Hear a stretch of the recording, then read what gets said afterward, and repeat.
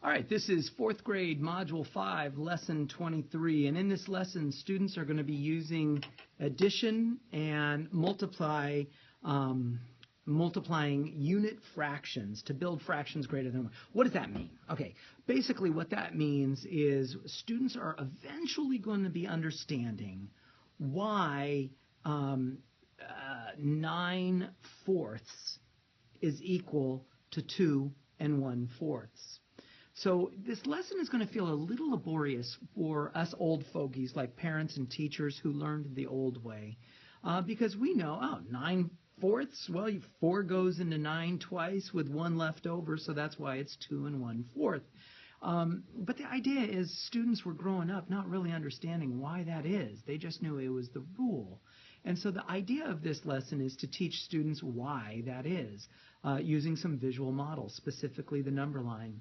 It's not the only way that we could teach this concept for understanding. We could use tape diagrams. We could use coins. There's a variety of ways that we could approach it. I'm going to maybe throw some of those ideas in as we talk about the number lines that Eureka Math is talking about. So let's get started on that. So we're going to start with some baby steps. Count by sixths and stop at 14/6. So you have 0/6, 1/6, 2/6, 3/6, 4, 5, 6, 7, 8, 9, 10, 11, 12, 13, and 14 sixths, right? So all of these were supposed to be under with 6 in the denominator because these are sixths that we were talking about.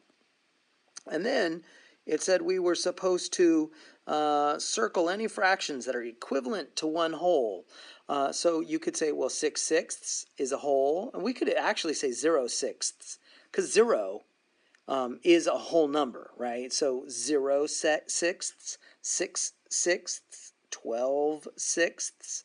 And then, so there we go. So this is a baby step way of starting to show how fractions live on the number line. So we could say, okay, so here's 1/6, 2/6, 3, 4, 5, 6/6. And we know that 6/6 is equal to 1. So we're going to keep going. 7/6, 8, 9, 10, 11/6, 12/6. So here's 12/6. That's equal to 2. And then we've got 12/6, so 13/6, 14/6. So if we wanted to, we could have stopped and then, oh, look at that. 14/6 is equal to 2 and 2/6. Why is it 2/6? Because it's 2 little baby unit steps beyond the 2. All right? So that's essentially where we are leading towards by this idea. Here, what Eureka wants us to do is understand that really kind of what I did in the previous slide is we're looking for whole numbers. So in this case, because the denominator is 3, that we need 3/3 to create 1 whole. So there's 1 whole.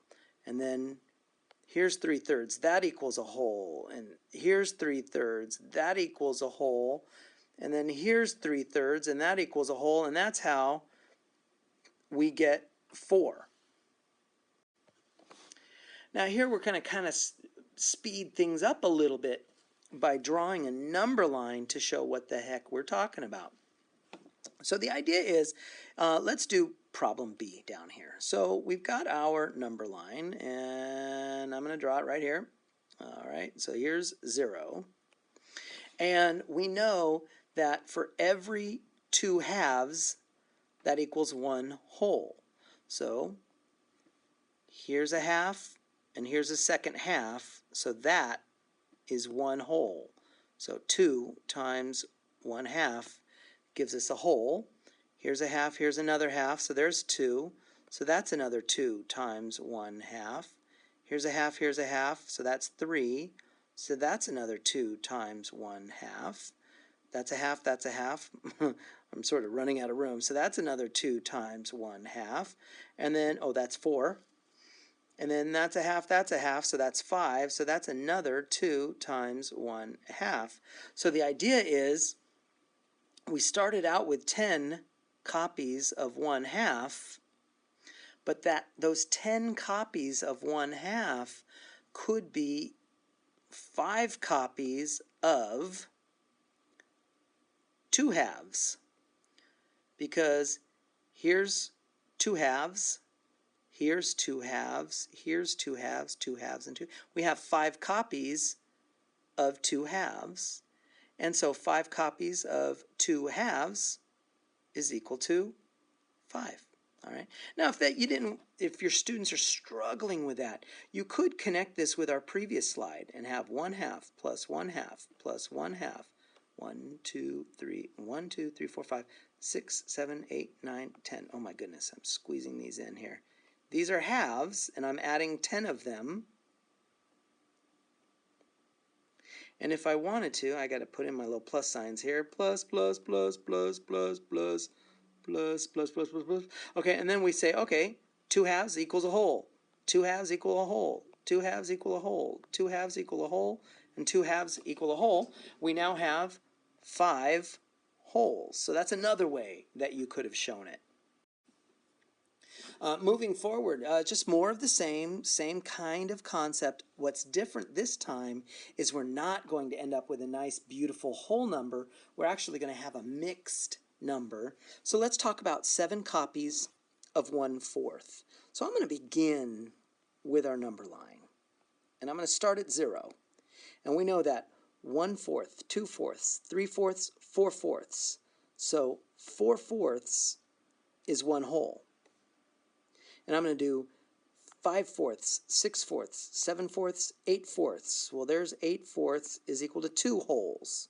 And now I've gone too far because we only needed 7 copies of 1/4. So we know that these 4 copies of 1/4, that's 4 copies of 1/4. So that equals 1 whole. And then we had just these 3 extra little fourths because remember, we were only supposed to go up to 7 copies of 1/4. And so what do we have? We ended up with 1 whole, and this little piece right here, so that's 1 whole, and then this little piece right here is 3/4. So 7 copies of 1/4 is equal to 1 whole and 3/4. Now, how would we notate that using the numbers method that they wanted us to show? Well, 7 copies of 1/4 is equal to 4 copies of 4/4. Oops, whoa, whoa, whoa, whoa, whoa. It's 4 copies of, whoa, whoa. It's 1 copy of 4/4. Now, where did I get that? 1 copy of 4/4. That came right here. 1 copy of 4/4 plus we have the extra little 3/4 left over. Where did that come from? That's this little piece right here. So 1 copy of 4/4 plus 3 little fourths left over equals 1 3/4. Hey, parents and teachers, if your kids are struggling with this at this point, keep going because this is kind of giving them an opportunity to think about the mathematics in a way that is different from the way you and I learned. But ultimately, there's other diagrams we could show. For example, 7 times 1/4 could be modeled with a tape diagram. And you could say that, well, 1/4, 2/4, 3/4, 4/4. 4/4 equals 1 whole, and then 1/4, 2/4, 3/4, 4/4. Another 4/4 equals another whole. But if we only want 7/4, that's going to be 1/4, 2/4, 3/4, 4/4. So that's 1 whole, and then 1/4, 2/4, 3/4 more. So there's our 7 copies of 1/4. So our answer is 1 whole plus 3/4. That's another way that we can model this on an ongoing tape diagram that isn't really finished, right? It's kind of like in a procession. It's in a continuum, I suppose. Kind of like a number line. One last example, 9 times a fifth. A couple of ways you could do this. So I'm going to start with a number line. Start with 0, 1/5, 2/5, 3/5, 4/5, 5/5. So there's one whole. And that one whole is 5/5. And then we want 9 copies of 1/5. So that means we're going to go 1/5, 2/5, 3/5, 4/5 more. If we had another 5/5 right there, that would be 10/5, and that's 2. But we don't have 10 copies of 1/5. We have 9 copies of 1/5. So 9/5 is right here. So what does that mean? That means we have one whole, that's this piece right here, and then we have these 4/5 left over. Not quite enough for another whole. So 9/5 is equal to one whole plus 4/5. There's some other ways that we could notate this using some perfectly fine math notation. We could say 9/5, 9 copies of 1/5 is equal to 9/5, and that's really 5/5 plus 4/5, and that's 1 plus 4/5. So there's a variety of ways that we could show how 9/5 is equivalent to 1 and 4/5. And that wraps up kind of a tricky one. 4th grade, Module 5, Lesson 23. I think it's probably more tricky for the adults, us old fogies who learned the old way of turning what we used to call improper fractions, now it's just a fraction greater than 1, into a mixed number such as 1 and 4/5.